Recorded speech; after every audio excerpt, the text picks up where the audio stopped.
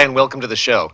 Well, there's some important things in life, and one of them is getting a job. And we've all had that feeling. I'm coming out of high school, I'm coming out of college. What am I going to do? And hopefully, you're prepared and you've had people to help you become prepared. Well, I have someone here with me today from Linfield College, from the Career Development Office, Kristi Mackay, the Assistant Director. Thanks so much for being here Thank you for and having helping me. us to understand a little bit more about this wonderful institution we have in our community, Linfield College. Yes, absolutely. Thanks for having So, me. the Career Development Office, what's that about? Well, the Career Development Office works with students throughout their time at Linfield, and we help students get prepared for their part-time job search, their on-campus job search, their internship search, their volunteer search, and then their career search following graduation. So we love it when we meet students as first-year students. In fact, we have a young lady who just graduated from our office who we met when she was a junior in high school visiting Linfield, and we remembered her and she remembered us. She worked in our office, and now she's set with her career starting job. What does she do? So What's she doing? she's actually working in training and development for Columbia Sportswear. Wow, So that's good. She was on it from high school. Well, that's kind of when Absolutely. it starts crossing our minds, but a lot of us put it off. Oh, I'll Yes. figure that out later. Yes. I don't know how to do it. You probably get some people wandering in thinking, how do I get a job? And you're there to help them. Right. And you start them how? Well, the first thing is a student needs to figure out what it is they're looking for. So sometimes our conversations start with more of a career counseling approach where we sit and ask them a bunch of questions to help them figure out what they're meant to do. The way that I tend to approach it is I believe that everybody has those answers somewhere inside there. They simply need somebody to ask the right questions to pull that information out. And so once together we figure out what it is the student is looking for, then one of the most powerful things that we do in our office is connect students with professionals. Now, you've been doing this for how long? I've been working at Linfield for 19 years. And how long in career development? That long, yes. No. Okay. Yeah. So when a student gets you, they get a lot of experience. What you just said to me really touched me. It said what you are meant to do. Now there's probably a lot of things someone could do, but those things have something in common. Maybe you're looking for that, and you've seen a lot of different types of people, and you can Yeah. probably maybe kind of size things up more quickly than you did on day one when you started working there. Yes, indeed. But it's not my job to tell somebody what they're meant to do. Uh-huh. They need to figure that out, and I hope that the professional staff in career development helps guide them to figure that out. Imagine you know how to ask questions that help people realize what they're up to. I'd like to think so. Yeah. So a student comes in and says, well, I hate math. I like people. Now what do I do? And you ask them questions. Maybe there's some tests you give them and start to kind of get them to see where they might want to be going. Yeah, absolutely. We have one specific inventory that we use that really is based on interests, not skills, because people can be trained in a skill, but if you can't be trained in an interest. And so you have to like something in order to really be ultimately successful with it and happy in life. So you have, how many people work in the office? We have 4 professional staff and 9 student staff. Wow, that's quite a crowd. Yeah. So students come in throughout the year, Yeah. 1,000 students maybe will knock on your door. Sure, yes. You have files on lots of students, and there's a process. I imagine you're kind of working them through your year by year. And what's a big milestone for them? What are you aiming for? Well, I'm a huge proponent of internships, using an internship as a tool to figure out how you want your career to start. So there's 2 basic types of internships. One is an exploratory internship that can help a student make some decisions. Do I want to major in art or marketing? Let's find an internship so you can try one of them out and then help with that decision. Or maybe they want to focus their major. They've already chosen what their major is going to be. And then the capstone internship is more of a, like it sounds, a capstone experience where the students take everything they've learned over the last 3 years or 3.5 years and apply it and really get good at it. So you might do more than one internship, ideally? You'd do one maybe between your sophomore, junior year? Ideally, yeah. Exploratory, and then maybe after your junior year, you'd hope to have a capstone Yes. Internship. Yes. So a lot of companies will use that internship between junior and senior year for succession planning. You know, they are hiring interns into departments that they know are growing, so that those top interns leave their internship in August with a job offer in hand. Yeah, So it's that's the ultimate goal, to come back to school for your senior year knowing where you're going to go after, so you don't have to conduct a job search. it's like a weeks-long interview. They get to really know who you are. What's a great Absolutely. opportunity, because interviewing is can be difficult, trying to figure out who someone is in a few minutes. Yep. As to whether you want to hire them or not. And the internships last how long? Yeah. It really depends on the organization. A summer internship is usually 10 or 12 weeks. Okay. But at Linfield, our semesters are 15 weeks, so we'll have a student do a semester-long internship or even a year-long internship. While they're in school? Yes. Okay. Yeah. And that's where local internships come to play, because it's hard to be a full-time student and drive to Portland or Salem or somewhere for an internship. So it's really nice to have interns at local companies here in McMinnville. So that explains why I met you at Greeters. Yes. At the Chamber of Commerce get-togethers every Yeah. Friday morning, because you're out reminding employers that there's resources here at Linfield Absolutely. for them. Yeah. And so talk about some of the employers we have that have been great with having interns. Well, gosh, this summer, I might have to look at my notes for a minute here. Recently, either this summer or this spring, we've had interns with Juliet's House, with the First Presbyterian Church doing an environmental stewardship internship. We had an intern do marketing and event planning for the Mack Food Truck Fest, the festival that was on Alpine Avenue in April. Yeah. That must this- have been fun. Oh, yeah. It really got them around town to know folks and figure out how to Absolutely. make something work. That was a huge event. Right, right. And she was part of the steering committee, and so it was fantastic. The snack program, the Student Nutrition and Activity Counseling for Kids, that's a partnership with Physicians Medical Center. They have interns all the time. Throughout the school year, I think they have 10 or 12 interns, and I get to work with some of those. Habitat for Humanity had a marketing and communications intern. Unidos, Bridging Communities, had a communication intern. We have wineries that like to have interns as well. In fact, we have a student over at Elizabeth Chambers Cellar this summer, so you might get to see her when you head over there. And that intern's being paid. Yes. Okay, so that's a summer, 12 weeks. And they'll be learning either the front office or the back office of winemaking. Well, I think she's working in the tasting room and, just around the winery and helping with events. So it really, when you're looking at a business that has so many different aspects to it, part of the application and start of the internship is figuring out those learning objectives. Why is a student doing an internship? Because you don't always go to a winery to learn how to make wine. There are so many other things. So that's why communication is so important, to figure out why a student is putting their time in and what the winery has to offer or what the business has to offer. So do you have an idea of, these are more capstone internships? In other words, have local people hired Linfield students?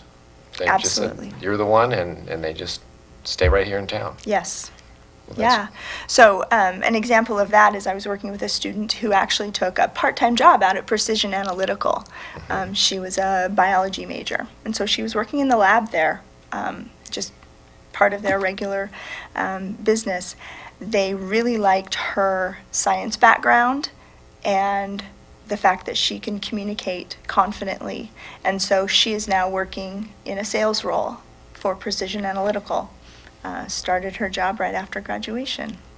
Well, that's great. Now, you brought some slides with you today to I help us did. kind of understand this. Carolyn, what's our first one? All right, that's you. Kristi That's Mackay, me. Assistant Director, Internship Engagement. So as I'm talking about internships, I really like to talk about what is the definition. So NACE is our professional organization, the National Association of Colleges and Employers, that set the professional standards for career development offices such as ours. And so some key things with respect to internships, it really has to be in a professional setting, and the student needs to be supervised by an expert. So this is not just a student going in and helping out wherever they can. It's a student that is learning something. There has to be a strong learning component to any internship, or it's not really an internship. So I'm a proponent of paid internships because organizations get a lot from our students. They have fresh, new ideas. They've recently studied this material, so they're able to bring in some really new theories and ways of doing things. And the organizations really get a lot out of having interns in their offices. So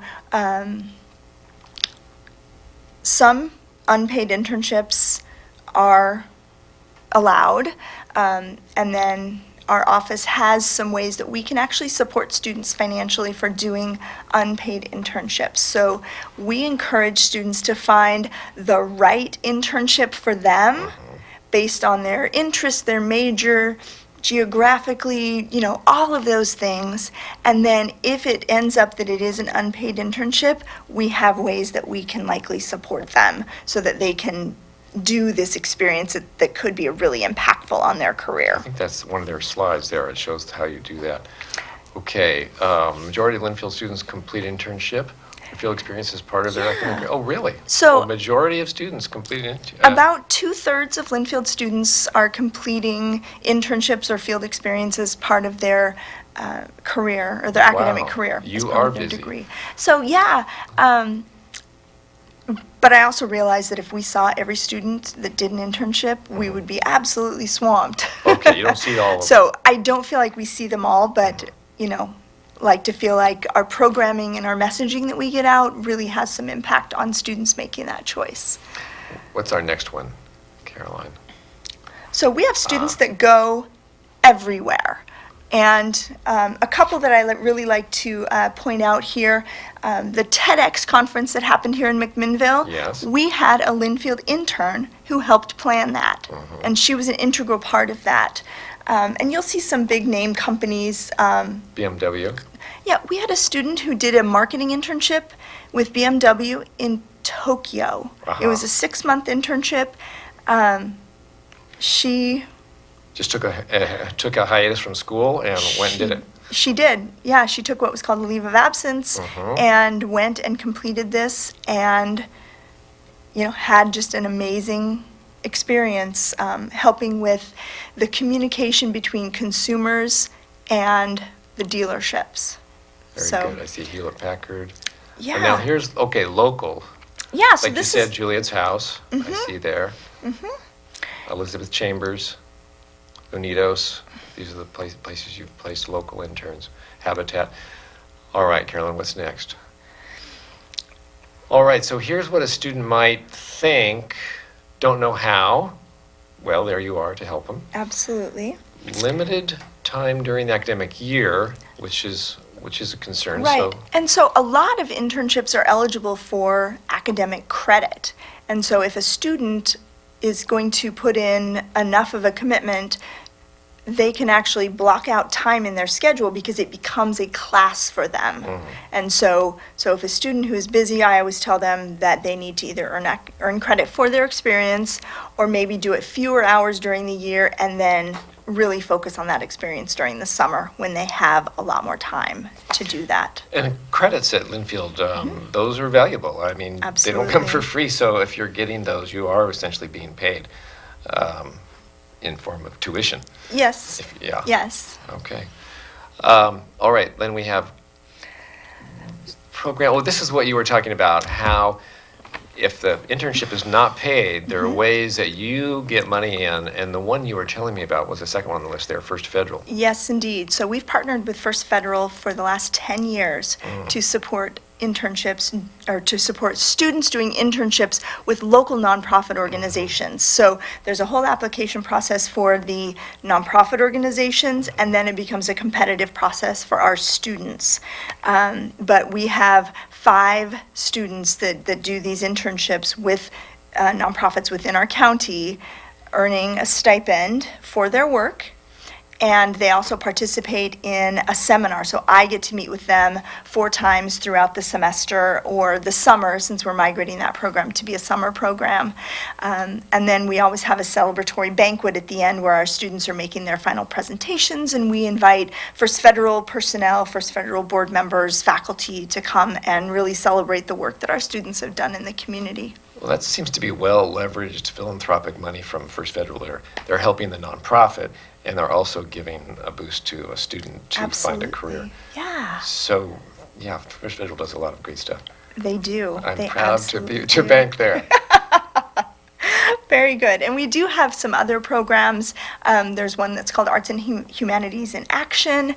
And we have a brand new program that just came online this fall called the Presidential Impact Internship Program, that's actually supported through some money in our endowment that we had found that was earmarked for internships, where we have selected 5 first-year students to be in the program, and we'll work with them throughout the summer, just on some professional development activities, and then we support them in finding a nonprofit internship for the summer between their sophomore and junior year, and then we support them financially with a stipend so they can complete that internship. And then between their junior and senior year, we support them in doing a for-profit internship, and hopefully that is a paid internship. And we'll meet with them throughout the school year for professional development, and then throughout the internship for reflection. Each year we'll add 5 students to that, so the younger students will learn from the older students and hear about their intern experiences. Really showing that working with career development over the span of 3.5 years will be a huge boost to them as they're embarking on their career search.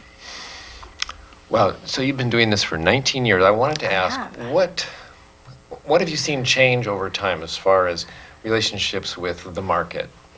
Yeah. So, I mean, when I graduated in 91, it was a really tight job market. But I was able to start my own career with an internship. So I completed an internship during the spring of my senior year. Where? With a market research firm up in Portland. So I was one of those that earned credit and drove to Portland 3 days a week to complete my internship. Come end of April, I had a job offer in hand from them. So I was one of the lucky ones that actually, put the effort in, did the internship, and started my career right after graduation. Because, like you said, it was a tight job market in Yeah, 91. absolutely. So some of the bigger trends that we see is when the job market is tighter, more of our students go to graduate school right away. So, we find that I think we do a survey that's 6 months out from graduation. 90% of our students are either in a career field or enrolled in graduate school. So our students are getting jobs or going to where they need to be, to get that future employment. 90% have found a path right out of your front door here. Yeah. That's really great. Yeah, there's a lot of students are doing a lot of great stuff. Some of the other trends that we're seeing is, students are, after they graduate, staying in jobs for 18 months to 2 years before they're ready to move on to their next career position.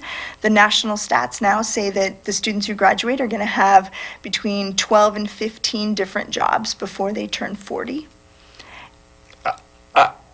Yeah, and if you really think about that, mind blower. they need to be really good at networking, really good at finding a job Yeah. and marketing themselves. And so one of the big things that we always try and teach our students is establishing a brand. So who are you? Be that person when you're talking to somebody, be that person on Instagram, be that person in an email. Wow. You know, figure out who you are and be that person, embrace it and go with it. Because if you're trying to mask something, as soon as you get face to face, you know, you're going to blow your cover. So you need to be your true authentic self as you're going through your job search. And let me just back up. I heard you say that the average length of a person's first job is 18 months to 2 years. Yeah. Again, that's very surprising. That it's not where you are going to land for very long. Right, right.